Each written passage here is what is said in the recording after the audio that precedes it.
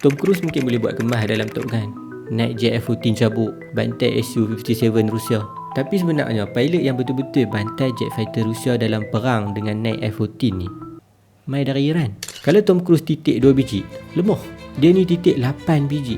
4 biji MiG-23S, 2 biji MiG-21, 2 biji Su-22. Campur pula atas tu 3 biji Mirage made in Perancis, 11 biji.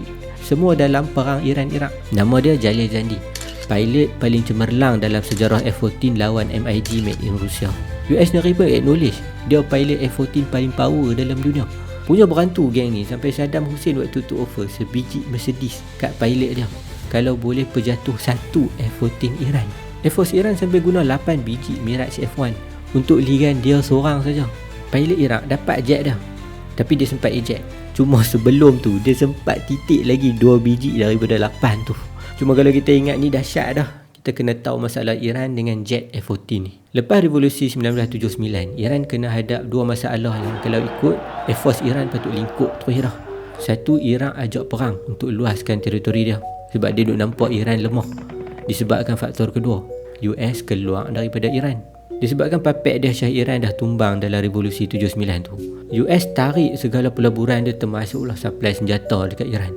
Engineer dengan trainer pilot untuk F-14 yang Syah Iran baru order tu pun US angkut balik. Padahal Iran sebelum tu dah bayar harga full order dengan 5 kali ganda lagi mahal dari harga market. Sebelum fly, geng-geng ni pelingkup dulu pula misal Phoenix yang jet F-14 tu guna. Jadi Iran memang jadi bengong tak? Sebab US dengan Iraq punya perangai ni. Sebab Phoenix tu penting untuk target jarak jauh. Jadi satu-satunya cara yang boleh untuk fight adalah pergi dekat. Cari mampu lah. Air Force Iraq bukan lekeh.